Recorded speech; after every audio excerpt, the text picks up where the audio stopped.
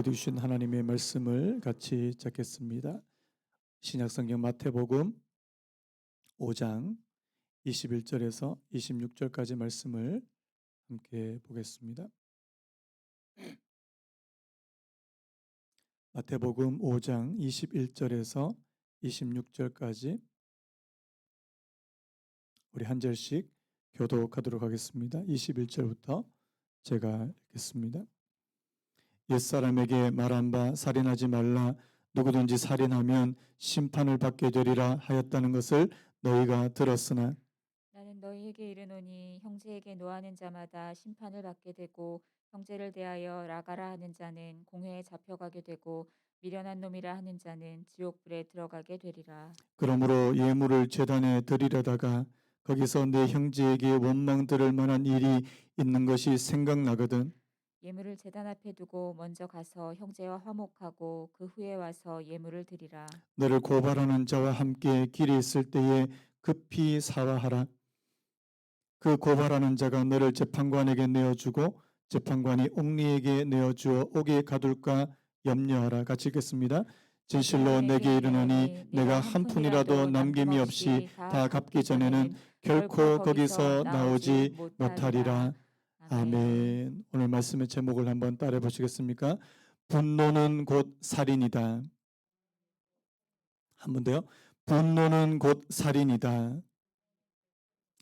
제가 지난주에 주님께서 하셨던 그 충격적인 그 말씀, 충격적인 선언을 다시 한번 좀 말씀드리면서 오늘 설교를 시작하려고 하는데요. 20절 말씀입니다.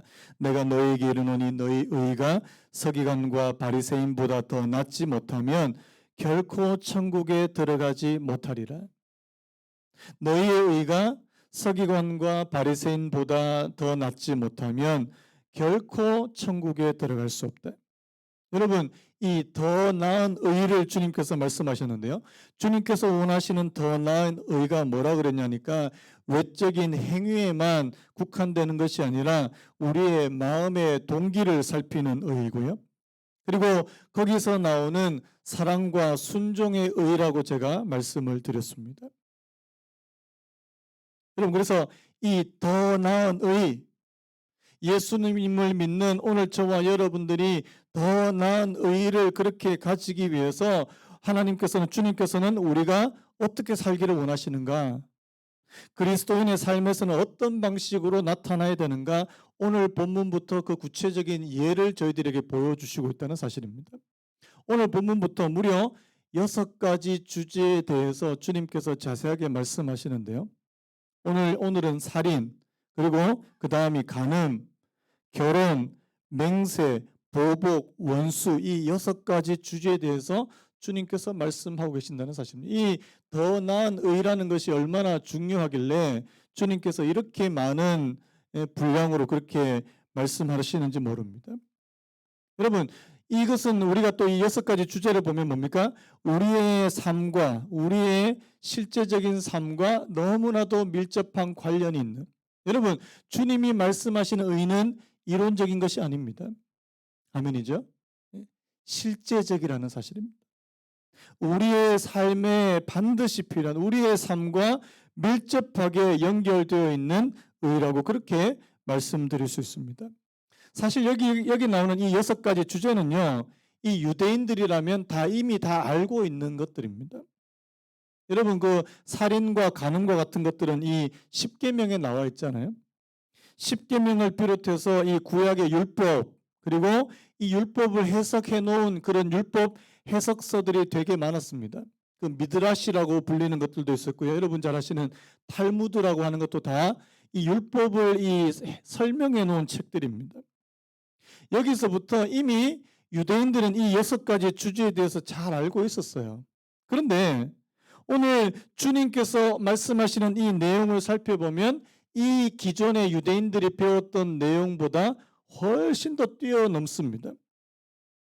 우리가 지난주에 17절 말씀처럼요. 내가 율법이나 선지자를 폐하러 온 줄로 생각하지 말라. 폐하러 온 것이 아니요 완전하게 하려 함이라. 여러분, 율법을 원래 주신 분은 하나님이신 줄로 믿습니다. 아멘입니까? 그래서 여러분, 그 율법의 원래 의도를 잘 아시는 분도 누굴까요? 하나님이시라는 사실. 율법의 본질을 아시는 분은 하나님이시다. 여러분, 주님은 누구세요?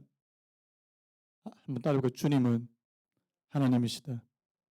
믿으시는 분요? 주님 하나님이십니다. 그 말씀이신 요한복음 1장에 나오는 그 말씀이신 주님이 그 하나님의 말씀, 율법의 진짜 의미, 진의를 저희들에게 말씀해 주고 있다는 사실입니다. 여러분 혹시 그런 말 들어보셨습니까? 저자직강. 그 책을 쓰신 분이 직접 강의하는 그런 강의를 저자직강이라고 말합니다. 오늘 주님께서 하시는 이 말씀은 저자직강이에요. 왜? 본인이 말씀하신 것. 하나님이신 그분이 말씀하시는 것을 풀어서 설명해 주고 계시다는 사실입니다. 여러분 오늘 본문에도 나오지만요. 주님께서 오늘 이 6가지 주제를 말씀하실 때 반복하시는 패턴이 있어요. 자, 어떤 패턴이냐니까 뭐뭐라고 너희가 들었으나 자 너희가 옛사람들에게 뭐뭐라고 들었지만 나는 너에게 이르노니 나는 너희에게 이르노니 여러분 이 말씀은 뭐냐니까 주님께서 하나님과 동등한 권위를 가지시고 지금 말씀하고 계시는 거라는 거죠. 나는 너희에게 이렇게 말한다. 내가 너희에게 율법의 본질을 알려주겠다. 이렇게 말씀하고 계신다는 사실입니다. 그래서 여러분 우리가 하나님의 말씀을 대할 때 그 하나님의 의도를 파악하는 것이 굉장히 중요합니다. 제가 예전에 학교 다닐 때 이런 선생님들한테 이런 말씀을 굉장히 많이 들었습니다. 출제자의 의도를 파악해라. 공부 잘하는 학생들은 이 출제자의 의도를 잘 압니다. 공부를 잘 못하는 애들은요. 왜 이런 문제를 내는지 모릅니다. 그래서 여러분 오늘 우리가 하나님의 의도를 파악하는 것이 굉장히 중요한데요. 자 오늘 이 살인에 관한 말씀도 마찬가지입니다. 21절에 보니까 옛사람에게 말한 바 살인하지 말라 누구든지 살인하면 심판을 받게 되리라 하였다는 것을 너희가 들었으나 이렇게 되어 있습니다. 자 여러분 오늘 이 21절 말씀만 우리 가만히 살펴보면 별로 특별하게 문제가 되는 말씀이 없다고 생각하는데요. 여러분 이 21절을 자세히 보셔야 돼요. 자 여러분 원래 이 10계명 구약 율법 10계명에 따르면 살인하지 말라까지만 되어 있습니다. 그런데 그 뒷부분에 지금 이 유대인들이 뭐라고 덧붙였냐니까 누구든지 살인하면 심판을 받게 될 것이다. 이 말 자체가 틀린 게 아닌데요. 그런데 이 말씀 속에는 어떤 것이 포함되어 있냐니까 왜 살인을 하지 말아야 되는가? 내가 심판을 피하기 위해서요. 심판만 받지 않으면 상관없다. 내가 심판을 피하기 위해서 다른 사람을 죽이거나 다른 사람에게 이 해를 끼치는 그런 일을 해서는 안 된다. 이렇게 가르치고 있다는 사실입니다. 여러분 오늘 이 21절 말씀에도 유대인들이 하나님의 율법에 대해서 조금씩 곡해하는 오해하는 단지 살인하지 않아야 될 이유를 심판을 피하기 위한 것으로 제한하고 있다는 사실입니다. 물론 여러분들 출애굽기나 민수기를 보면 이 살인에 대한 처벌이나 이런 심판에 관한 내용들이 나옵니다. 하지만 여러분 하나님께서 원래 이 살인을 막으셨던 금지하셨던 그 의도는 어디에 있습니까? 자, 우리 창세기 9장 6절 우리 같이 한번 읽어보시죠. 창세기 9장 6절 같이 읽겠습니다. 시작. 다른 사람의 피를 흘리면 그 사람의 피도 흘릴 것이니 이는 하나님이 자기 형상대로 사람을 지으셨음이니라. 여러분 하나님의 진짜 의도는 어디에 있는 거예요? 우리가 왜 다른 사람을 죽이거나 다른 사람에게 위해를 가해서는 안 되는 겁니까? 그 사람이 바로 하나님의 형상을 가졌기 때문이라. 비록 인간이 타락했다 그러고 인간이 하나님을 떠났다고 말하지만 그 속에는 여전히 하나님의 형상이 있는. 여러분 짐승이나 동물들도 나름의 존엄성을 가지고 있습니다. 요즘에 보니까 동물을 학대하거나 동물을 잔인하게 죽이는 사람도 있는데 그것도 잘못된 거예요. 그런데 여러분, 하물며 인간이겠냐고요? 하물며 인간. 왜? 하나님의 형상. 이 하나님의 형상이라는 것은 바로 하나님의 성품, 하나님의 인격을 닮은 그런 창조물이라는 사실입니다. 그래서 여러분, 하나님의 이 살인하지 말라라고 하는 이 하나님의 의도를 우리가 간파해야 되는데, 오늘 주님께서는 여기서 한 걸음 더 들어가신다는 사실이에요. 그러면 하나님의 형상을 가진 그 다른 사람을 그냥 때리거나 죽이거나 이렇게만 하지 않으면 되는 것인가? 주님께서는 여기서 더 깊이 들어가셔서 오늘 살인의 본질을 어디에서 찾고 계시냐는 겁니다. 여러분, 오늘 주님께서 하시는 이 말씀은 바로 살인의 본질을 바로 분노에서 찾아야 된다, 이렇게 말씀하는 겁니다. 한번 따라 보시겠습니까? 살인의 본질을 분노에서 찾아야 한다. 주님께서 분노부터 시작해야 된다, 이렇게 말씀하고 있다는 사실. 우리는 그냥 겉으로 드러난 다른 사람들을 때리거나 아니면 다른 사람들을 이렇게 상해를 입히거나 아니면 죽이거나 이런 것만, 이 겉으로 드러난 행위만 이야기하실 수 있는데, 주님께서는 더 깊은 마음의 단계부터요. 제가 지난주에 마음의 의라는 표현을 제가 썼지 않습니까? 여러분, 더 나은 의는 바로 우리 마음에서부터 시작되는 것이니까요. 분노에서부터 시작되더라. 그래서 22절에 보니까 나는 너에게로는 형제에게 노하는 자마다 심판을 받게 될 것이다. 형제에게 노하는, 분노하는 자마다 심판을 받게 될 것이다.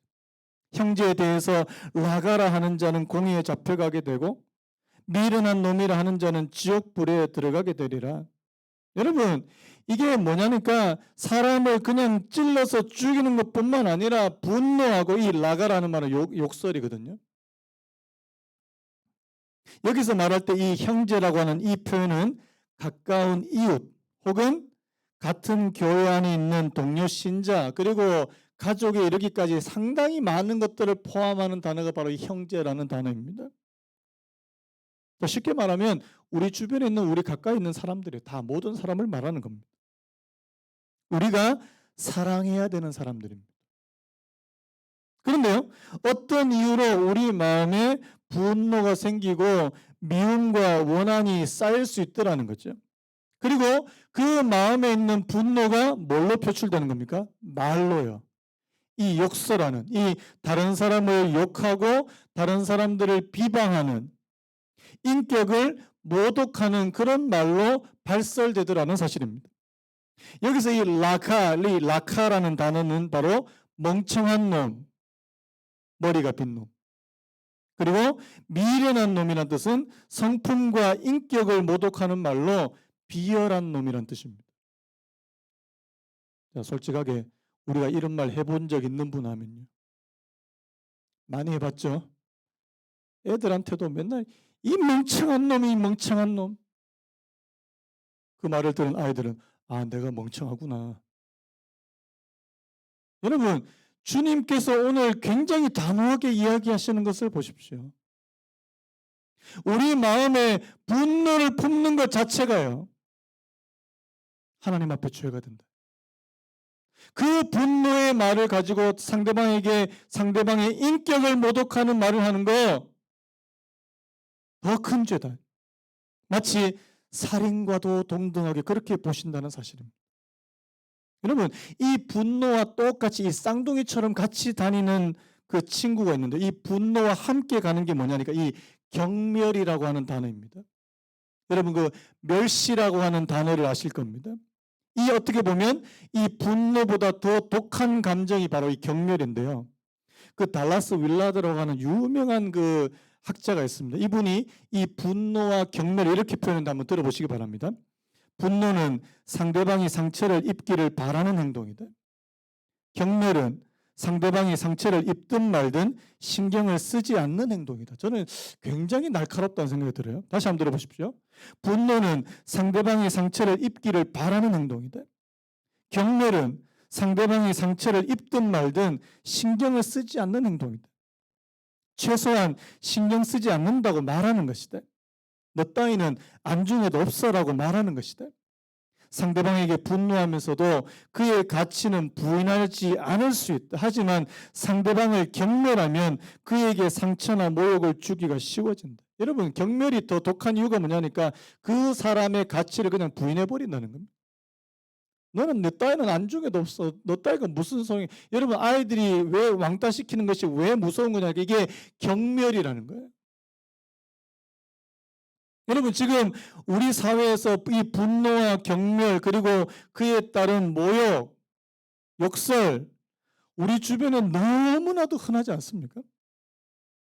어떤 분이요, 우리나라, 우리 사회를 가리켜서 분노 사회랍니다. 분노 사회.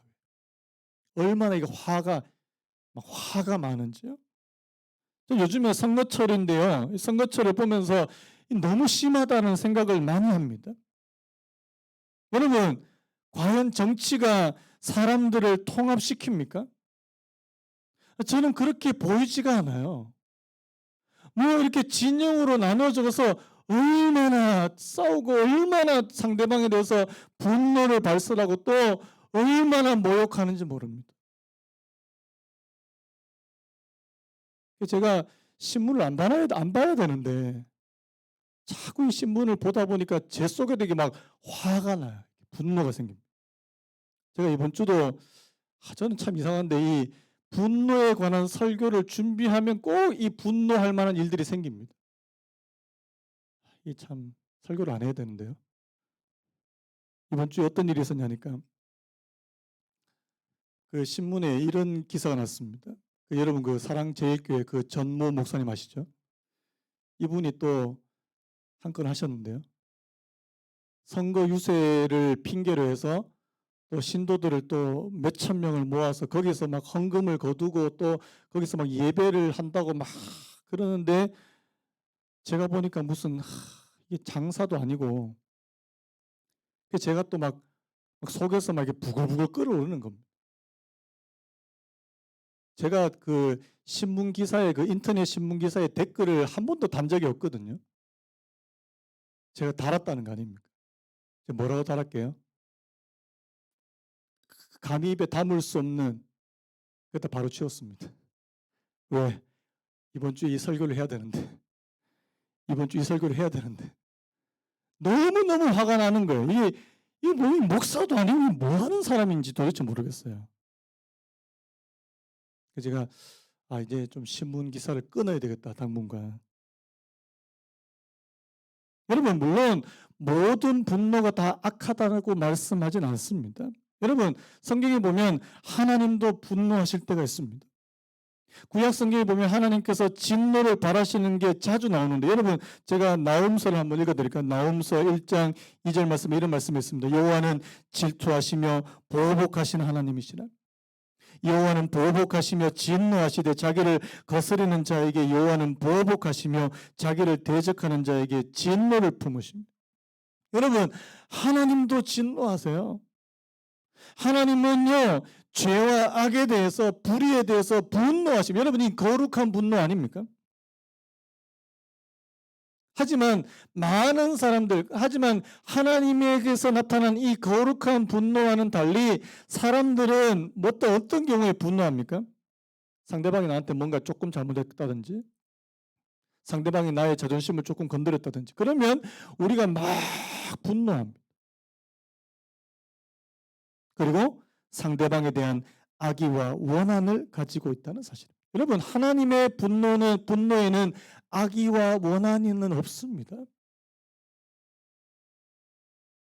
여러분, 우리가 상대방에 대해서 이런 감정, 악감정을 갖는 것 자체가 바로 하나님 앞에서 살인죄를 저지른 것과 동일하다. 여러분, 이렇게 생각하십니까? 여러분, 이게 왜 하나님 앞에서 살인과 동일하게 취급되는 줄 아십니까? 여러분, 하나님은 오늘 저와 여러분들이 어디를 보시는 분이세요? 우리의 겉모습, 우리의 겉으로 드러나는 행동만 보시는 것이 아니라 우리의 마음과 중심을 보고 계시기 때문이라는 사실입니다. 여러분, 하나님은 우리 마음을 보고 계세요. 그래서 여러분 잘 아시는 요한 1서 3장 15절 우리 같이 한번 읽어볼까요? 요한에서 3장 15절 시작. 그 형제를 미워하는 자마다 살인하는 자니 살인하는 자마다 영생이 그 속에 거하지 아니하는 것을 너희가 아는. 바라. 내가 저 형제, 특별히 주 안에서 함께 형제된 사람이 미워 죽겠는 거예요. 그 속에는 뭐가 없다고요? 하나님께서 주시는 영생이 없다라고 말할 정도. 왜요? 지금 살인죄를 저지르고 있다. 여러분, 우리가 이 주님의 말씀을 심각하게 받아들이셔야 합니다. 마음의 분노 그 자체가 살인이 될 수 있다는 사실, 심각하게 받으셔야 된다는 사실. 또 여러분, 제가 또 말씀드릴 수 있는 게요, 이 마음의 분노가 결국에 이 살인의 행위로 이어질 수 있다는 사실입니다. 그 대표적인 경우는 누구예요? 바로 창세기 4장에 나오는 가인과 아벨입니다. 자, 창세기 4장 5절에 이런 말씀 있죠. 가인과 그의 재물은 받지 아니하신지라 가인이 몹시 분하여 안색이 변하니. 8절에 또 이런 말씀 있습니다. 가인이 그의 아우 아벨에게 말하고 그들이 들에 있을 때에 가인이 그의 아우 아벨을 쳐 죽이니라. 여러분, 창세기 4장에 나오는 가인과 아벨의 경우는 다 아시는 말씀입니다. 여러분, 하나님 앞에 이 가인도 제사를 드리고 아벨도 제사를 드립니다. 그런데 어떤 이유인지 하나님께서 가인의 제사를 받지 않으시는 거예요. 동생 아벨의 제사만 기쁘게 받으시는 거예요. 이 사실을 알고 가인이 막 화가 나는 거예요. 여러분, 한번 물어볼게요. 지금 가인은 누구한테 화를 내야 되는 거예요? 여러분, 한번 상식적으로 해요. 가인은 지금 누구한테 화내는 게 맞는 겁니까? 하나님이 제사를 내 제사 안 받으면 하나님께 화를 내야 돼요. 맞습니까? 근데 지금 이 가인은 누구한테 화를 냅니까? 자기 동생한테 화를 내요. 여러분, 이것도 참 웃긴 거 아닙니까? 여러분, 하나님께 차라리 막 대놓고 화를 내고 그렇게 해야 되는데 하나님 앞에서 잘 안 되거든. 자기 힘이 없으니까. 자기보다 더 힘없는 동생에게 화를 내더라. 여러분, 분노는 항상 약자한테 해요. 약자한테. 분노는 항상 강한 사람이 약한 사람한테로 간다. 그리고 희생양을 찾는 거 아닙니까? 그래서 가인이 죽여버린 겁니다. 최초의 형제 살인.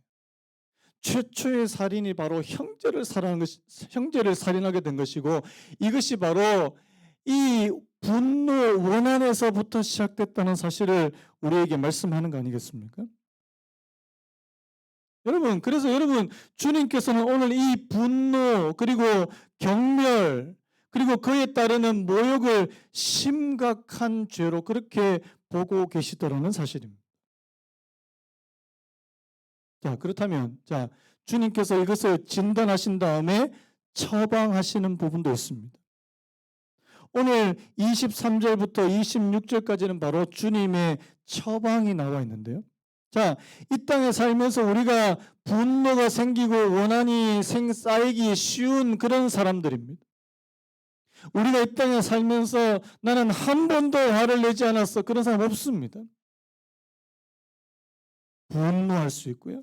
또 상대방에 대해서 원한과 미움의 감정이 싹틀 수 있는 그런 저희들에게 오늘 주님께서는 어떤 처방을 내리신지 한번 보시기 바랍니다. 자, 우리 23절, 24절 다시 한번 같이 한번 읽어봤으면 좋겠습니다. 시작. 그러므로 예물을 제단에 드리려다가 거기서 내 형제에게 원망 들을 만한 일이 있는 것이 생각나거든. 예물을 제단 앞에 두고 먼저 가서 형제와 화목하고 그 후에 와서 예물을. 자, 여기서 굉장히 중요한 단어 한번 따라 보시겠습니까? 먼저 가서.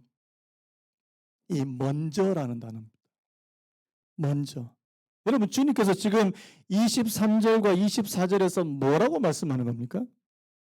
자, 주님이 너희가 만약에 제사를 드리거나 예물을 드리고 지금 예배 상황이 있음에도 불구하고 형제에게 뭔가 원망을 들을 만한 일이 생각이 난다. 이 말은 뭐냐니까? 내가 그 형제에게 잘못한 일이 기억이 나거든, 이 말입니다. 내가 잘못한 거예요. 그때 어떻게 하라고요? 그 재물을 놓아두고 먼저 가라. 자, 그러면 형제에게 용서를 구하고 화해하는 것이 무엇보다도 우선되어야 된다고요? 예배와 제사보다도 더 우선되어야 된다고 말씀하고 있다. 여러분, 이거 굉장히 충격적인 말씀 아닙니까? 우리는 보통 뭐가 우선, 예배부터 드리고, 예배가 중요하지. 여러분, 그런데요, 주님께서는 그렇게 말씀하시지 않는다는 겁니다. 그리고 여러분, 이 사실이 좀 더 충격으로 다가오는 이유가 있어요. 그 당시에 여러분, 지금 예수님께서 이 제자들에게 말씀하실 때 그들은 지금 갈릴리 지방에 있습니다. 여러분, 그들이 지금 제물을 가지고 제사를 드리려면 어디까지 가야 되는 줄 아십니까? 예루살렘까지 가야 돼요. 걸어서 가면 좋기 사흘 걸리는 거리입니다. 사흘 걸려요. 자, 예를 들어서 만약에 내가 3일을 걸어가서 제사를 드리려고 했는데 갑자기 형제한테 원망 들을 만한 일이 기억이 나요. 어떻게 하라고요? 다시 3일을 걸어서 다시 가야 돼. 갈릴리까지. 그리고 그 형제하고 화해하고 용서를 구하고 화해하고 다시 예루살렘에 와서 지금 제사를 드리라고 그렇게 지금 말씀하고 있다는 사실입니다. 여러분, 이 말씀은 굉장히 충격적인 말씀이에요.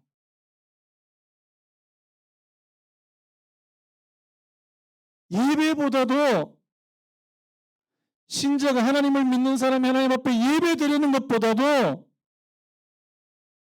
내 형제와 화해하는 것이 먼저다.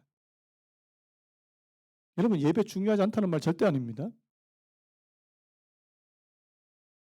주님께서 여기서 하신 말씀의 의도는 뭐냐니까 예배 자체가 안 됩니다.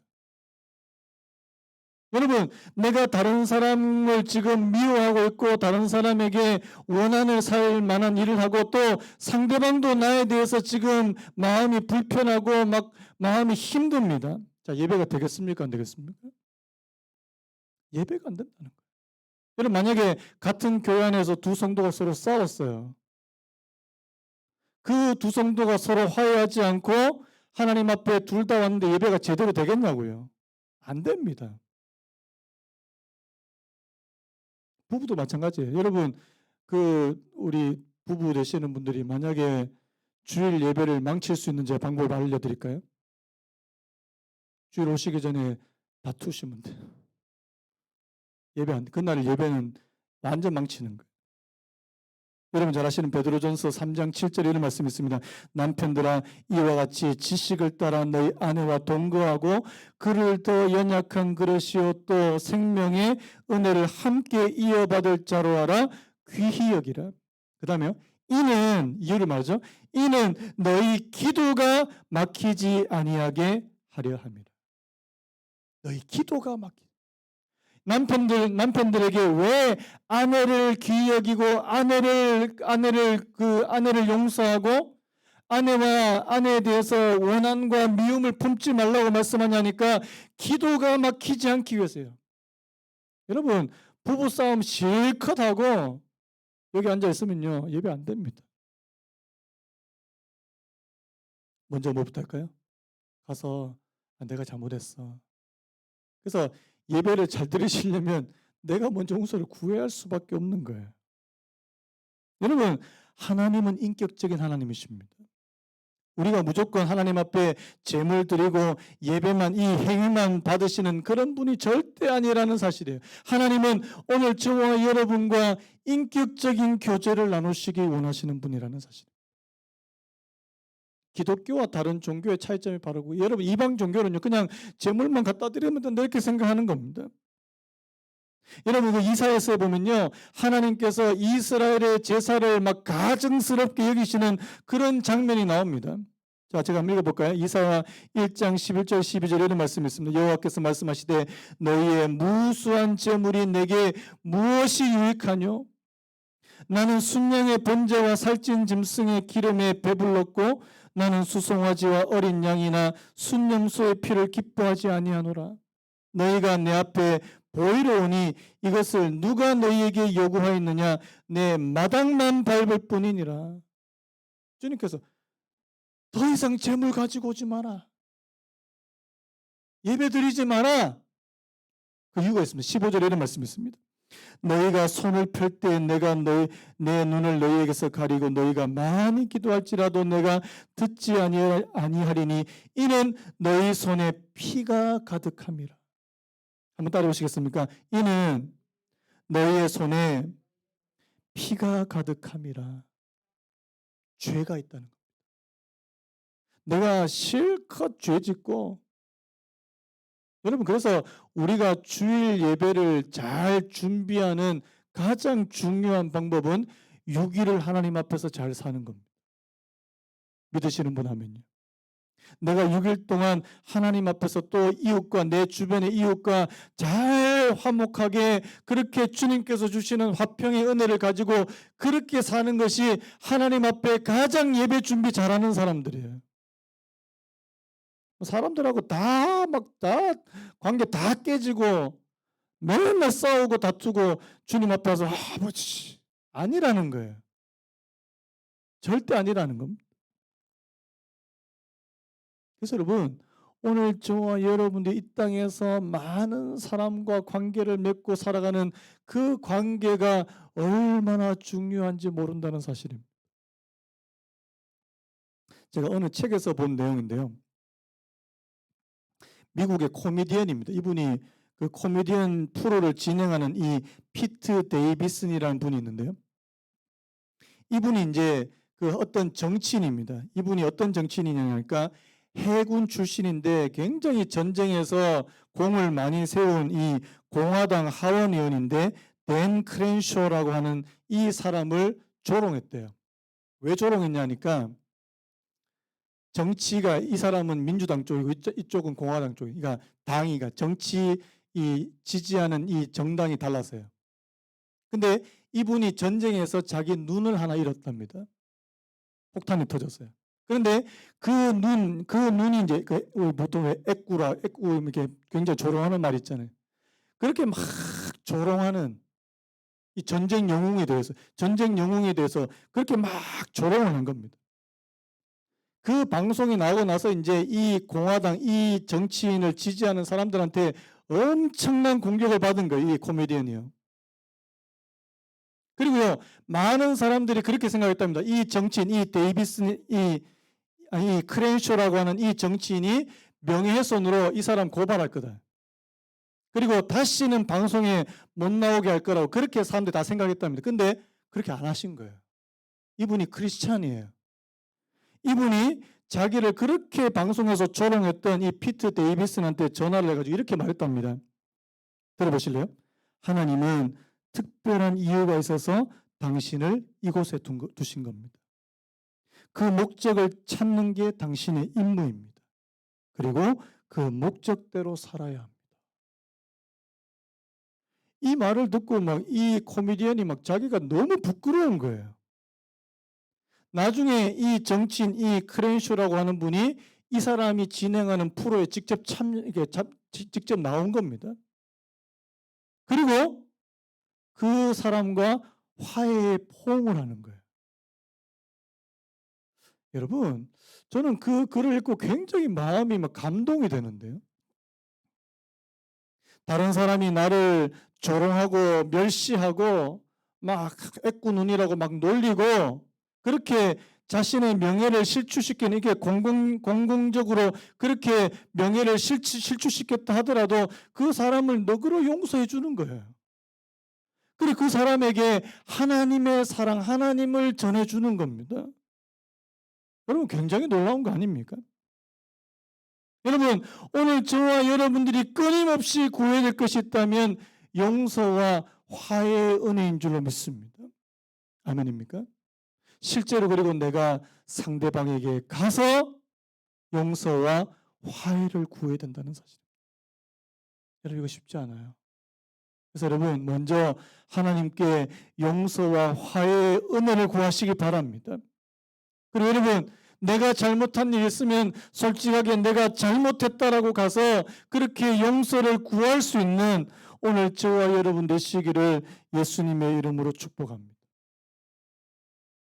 여러분 하나님과 사람과 막힌 담이 없어야 하나님과도 막히지 않는 줄로 믿습니다. 그런데요 여러분 사람과 다 꽉 막혀 있어요. 하나님과도 막힌다는 사실. 저는 오늘 이 자리를 빌어서 혹시나 저는 뭐 그런 경우 없을 것 같아요. 혹시나 저 때문에 지금 마음이 힘든 분이 혹시 계십니까?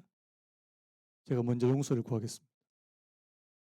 제가 따로 전화드리겠습니다. 저도 실수할 때가 얼마나 많은지 몰라요.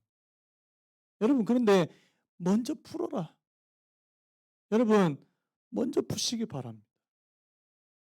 그것이 바로 하나님 앞에 나아갈 수 있는 중요한 통로가 된다는 사실을 여러분이 기억하시기 바라요. 그래서 여러분 오늘 주님께서 이 먼저라고 하신 이 의미 가운데는 바로 우리의 우선순위를 어디에다 둬야 되냐는 거예요. 여러분 예배보다도 더 우선순위는 바로 형제와 화목하고 형제와 화해하는 길이라고 그렇게 말씀하고 있다는 사실입니다. 그 다음에 또 한 가지 처방이 나오죠. 자, 우리 25절, 26절 같이 한번 읽어보겠습니다. 시작. 너를 고발하는 자와 함께 길에 있을 때에 급히 사과하라. 그 고발하는 자가 너를 재판관에게 내어주고 재판관이 옥리에게 내어주어 오래 가둘까 염려하라. 진실로 내게 이르노니 내가 한 푼이라도 남김이 없이 다 갚기 전에는 결코 거기서 나오지. 자, 여기서 중요한 단어는 한번 따라 보시겠습니까? 급히.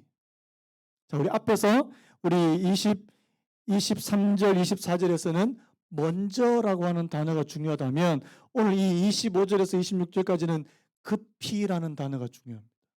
자, 어떻게 하라고요? 빨리. 내가 다른 사람에게 어떤 고발을 당할 만한 일이 있었습니다. 아마 오늘 이 말씀에는 바로 내가 다른 사람에게 돈을 빌렸는데 그 돈을 갚지 않아서요. 다른 사람에게 고발을 당해서 그래서 법정에서 가야 되는 그런 길인데 법정에 가는 길에 그 사람을 만약에 만났다면 어떻게 하라고요? 급히 사화. 이 사화라는 말은 사과하고 화해하라는 뜻입니다. 급히입니다. 이 말은 뭐예요?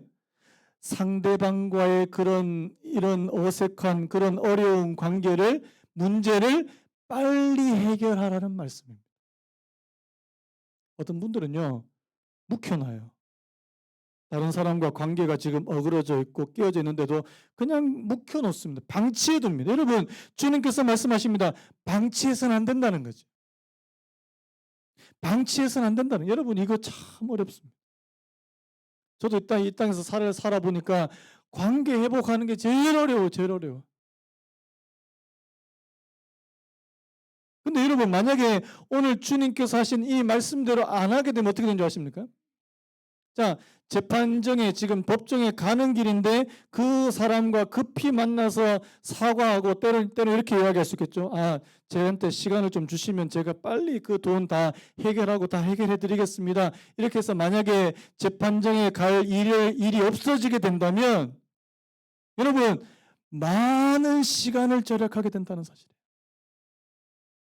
근데 만약에요.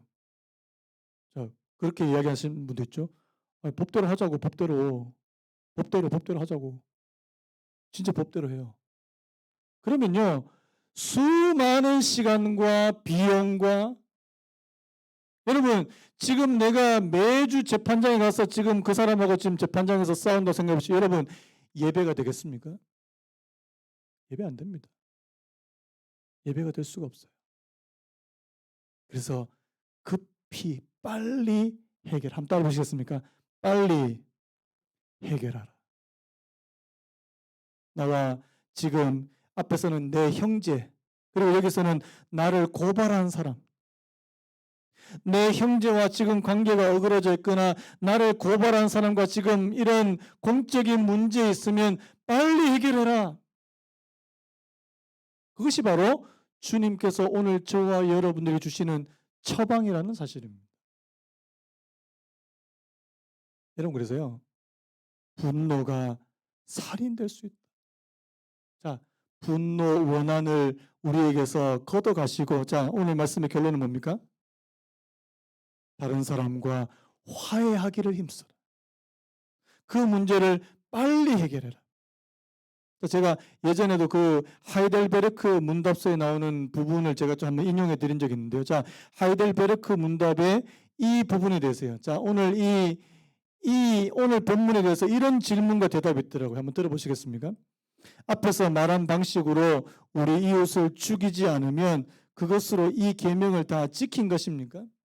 자, 우리가 살인하지 말라 이 말을 그냥 이웃을 죽이지 않으면 이 계명 다 지킨 겁니까? 대답을 한번 들어보십시오. 아닙니다. 하나님께서는 시기와 증오와 분노를 정죄하심으로써 우리가 우리 이웃을 자기 자신처럼 사랑하여 인내와 사랑과 온유와 자비와 친절을 보이고 우리가 할 수 있는 한 그들을 해악으로부터 보호하며 심지어 원수에게도 선을 행하라고 하셨습니다.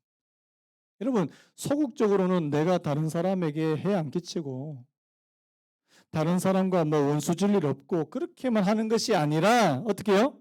사랑하고 인내하고 화평과 온유와 자비와 친절을 보일 수 있는 사람. 여러분, 적극적인 사랑을 말씀하고 있다는 사실입니다.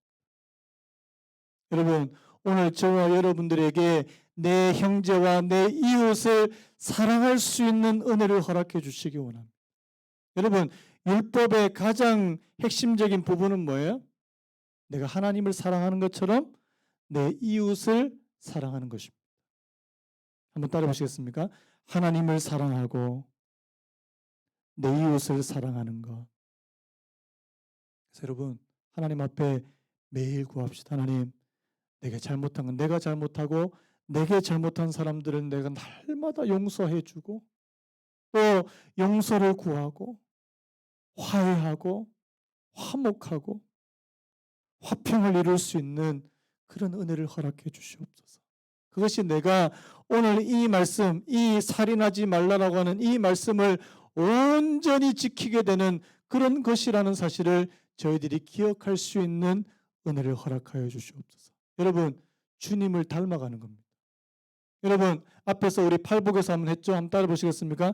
화평케 하는 자는 복이 있나니, 다시 한번요. 화평하게 하는 자는 복이 있나니 그들이 하나님의 아들이라 일컬음을 받을 것이며.